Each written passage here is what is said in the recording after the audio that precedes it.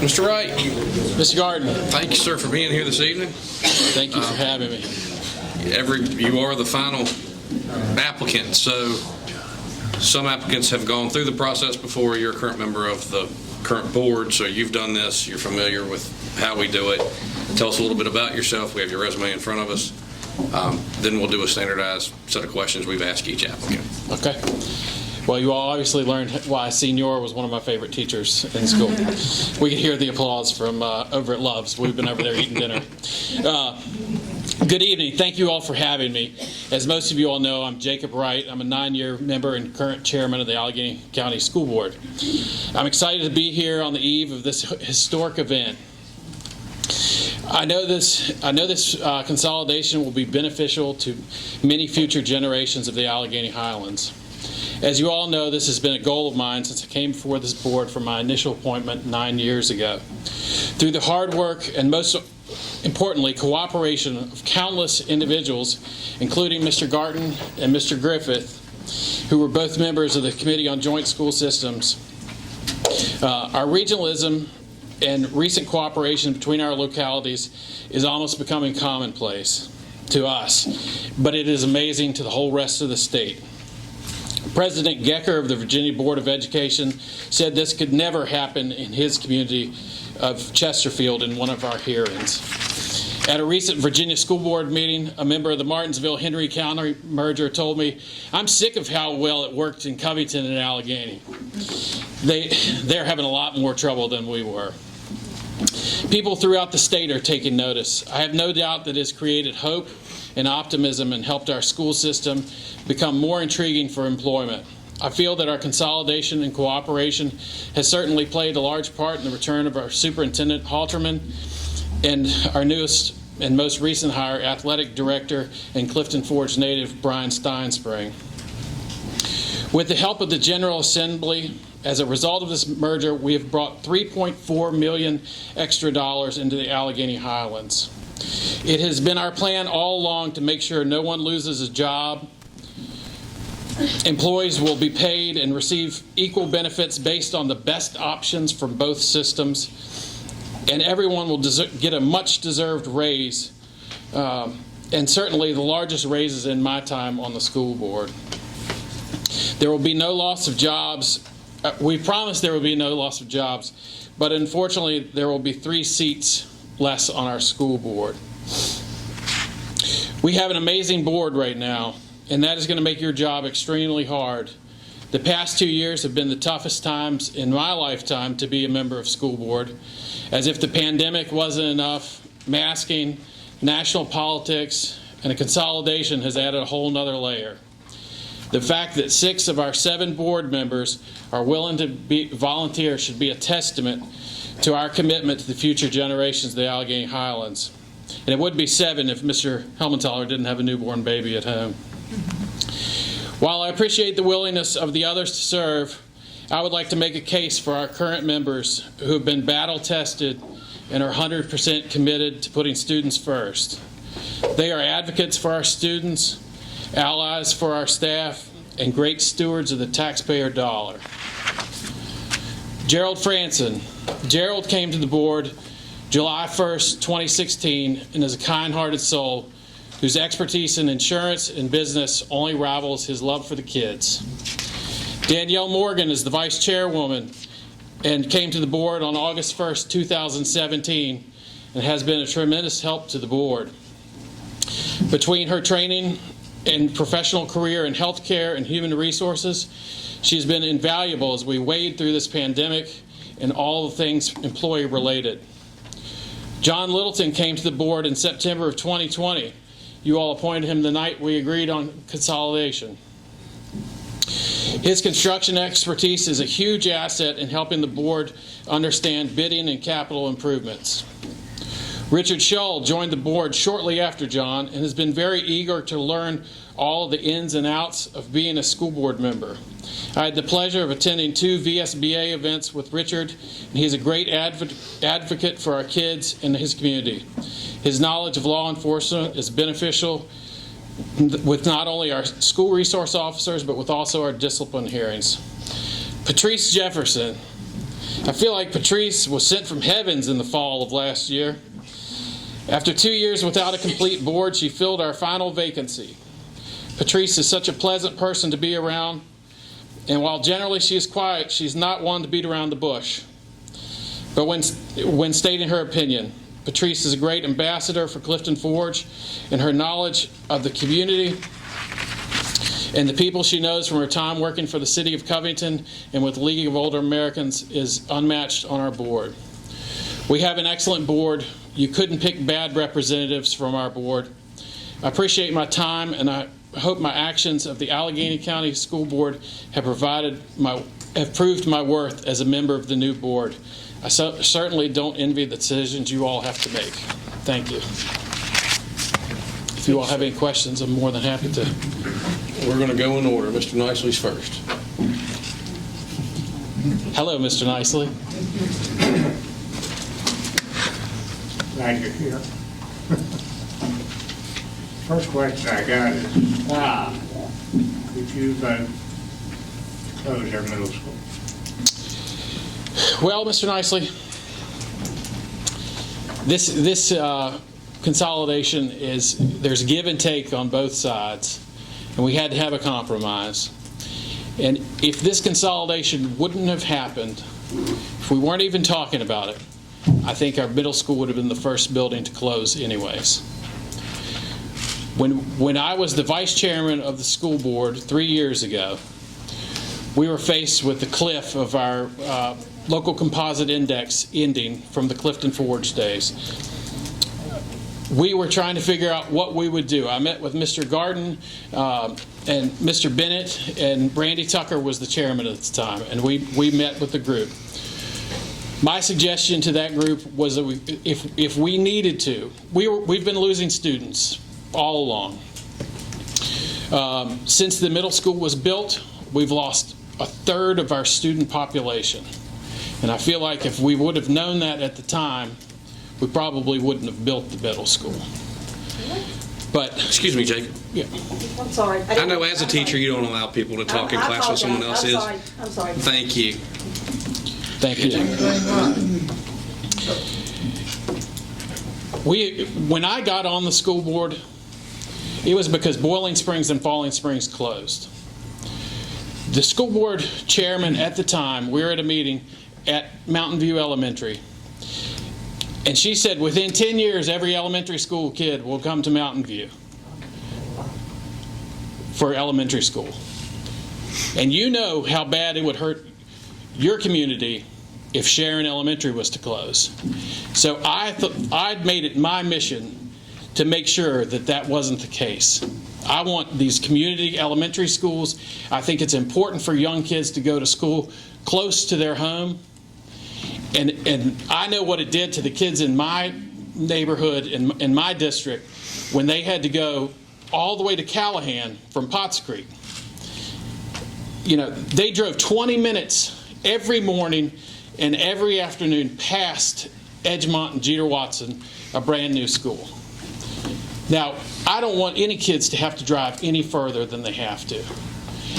The plan was, if we had to close a building, we'll put 6th and 7th back in Mountain View, Sharon, Callahan, send the 8th graders to the high school. That would have been able to save, a lot of money and be able to keep these little schools open. So when consolidation came around, this deal was not going to happen with Covington High School not serving a purpose. That community is proud of that building, and they should be. It is a great building. It is in the center of our county. I know we have made Lowmore seem like the center of our county over the past 20 years or so. But the geographical center of our county is where the courthouse is and the post office in Covington. And Covington High School is right there by both of them. So my district extends way into West Virginia, and I got to look out for those kids that live way out in West Virginia. When I was in 8th grade, we went from Potts Creek to Clifton Forge High School in 8th grade. That was our middle school. I don't see any reason why any kid should have trouble going to Covington High School as a middle school. You answered my question, but I still disagree with you. And I understand that, Mr. Nicely, and I understand that you were on the board when that school was built. And I am an optimist myself. I like optimism. And you know what? I appreciate the fact that you all thought that our community would be able to support a middle school and new elementary of that size today. But unfortunately, we've lost Lear, we've lost all these different jobs, and things have changed. So now we need to be optimistic, and we need to look at our facilities and think, what's the highest and best use for these properties? And because it is a new school, because it's built with metal studs, because it's built with drywall, it's a flexible building. Every other building that we have in this county is a brick and mortar building. It has set walls that can't be moved. It's a school. It's always going to be a school. They're always going to be separated into classrooms. You go over to our central office. It was definitely a school at one time. You can tell. Each little pod is set up in a classroom. That building's flexible. You all were wise to make that a flexible building. You know, everyone that was involved made that building so walls can be moved. It doesn't have a lot of load-bearing walls in the middle of things. It can be used for lots of things. But when you offer something like a newer building that's flexible compared to an old school, there's old schools all over this country that aren't being used for anything right now because they can't be. A lot of things can't go into an old school building because they can't be set up architecturally in that kind of facility. That facility is flexible. Someone had the forethought to make it that way, and we can do great things with that building for our students, partnering with Dabney. We can offer new programs that we would never be able to offer in an old school. Yes, sir. Dr. Paul Lincolnhooker was a big player in the design of that school, I think. Well, the fact that it's flexible like that is to its benefit and all of our benefits. But it is a school. It will always be a school, but it's all it's good for is a school. No, sir. No, sir. It's the building is set up so it can be opened up, it can be closed down, walls can easily be moved. You go to Alleghany High School, you know, poking holes in big cinder block and brick walls and things like that. I mean, that is a job. This building is set up with metal. It's much like these walls in here that aren't load bearing. You could tear this wall out. You could open that up to that space if you needed that space. If you needed to make space for a lab, you know, it's a flexible space. That's all right. Okay. Ms. Cox? Jacob, I've asked the same 3 questions to everyone else, so I'm going to ask you the same ones. What attributes and behaviors do you feel are essential for a school board member? What attributes and behaviors do I believe are essential for a school board member? I believe that a school board member has to look out for 3 people. First and foremost, the students, the staff, and the taxpayer. And we have to be able to equal all of those things out. And it's not always easy. You know, we need to give raises, but we need to make sure we're not cutting services to kids. You know, we have all these different things that we need to do, and it's a real balancing act to be a school board member. Taking notes. The second question, what is the best way that you feel to address differences of opinion on the board or between the board and the administration? In person, talking things out. I believe we have to listen. You know, right now, like I said, I think we have an amazing board. At times, I've been on the board where it has been a bit contentious. I think everyone working together for the common good usually solves most problems. When we all look towards the kids, then Something went wrong. Please try again. if we all keep focused on the kids, we can all come to a common goal.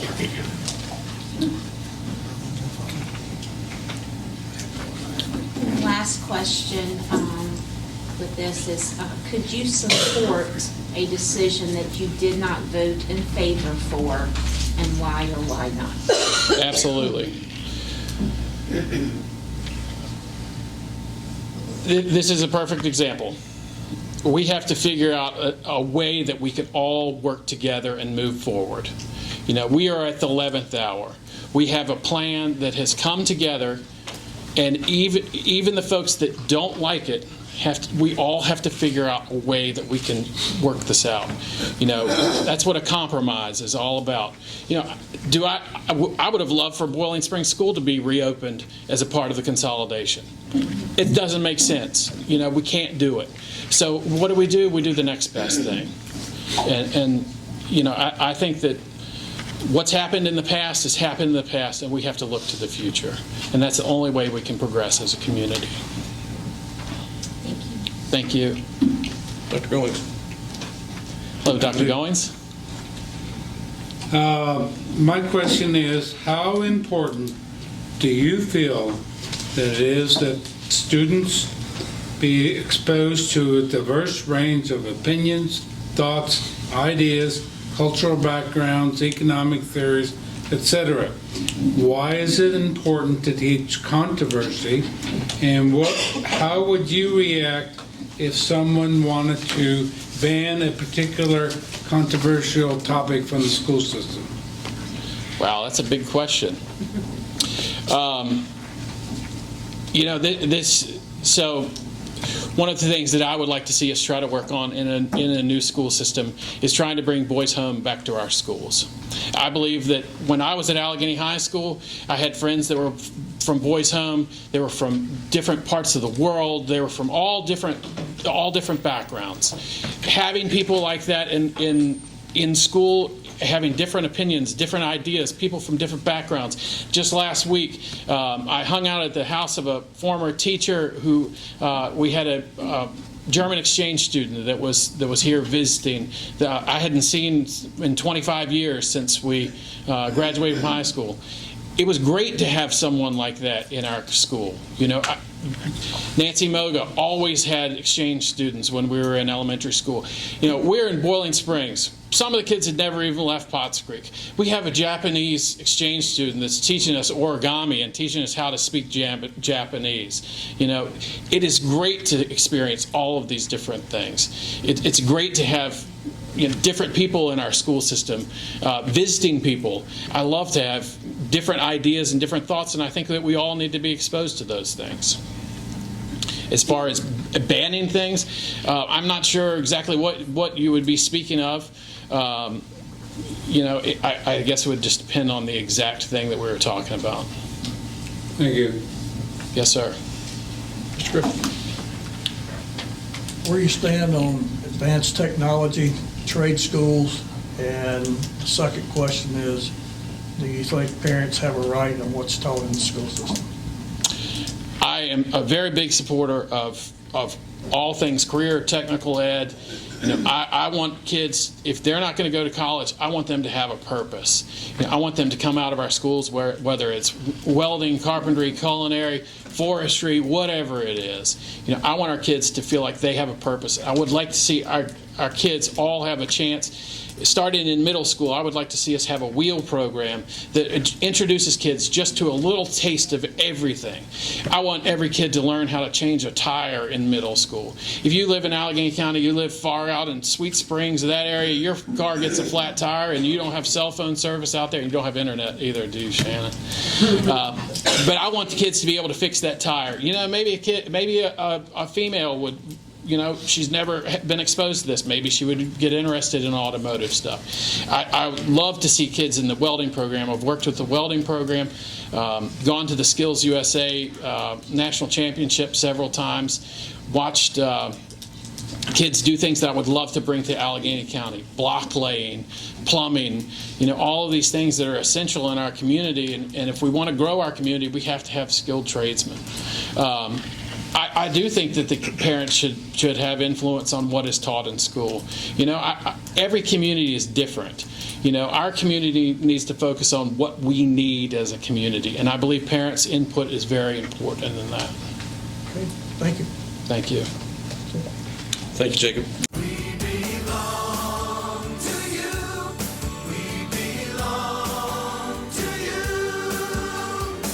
Want a car loan with a little get up and go? Our credit union offers quick loan approvals and great rates. Our loans get you on the road fast because we belong to you. Jackson River Community Credit Union. We belong to you. Online at jacksonrivcomcu.org. We're federally insured by NCUA. We're an equal housing lender.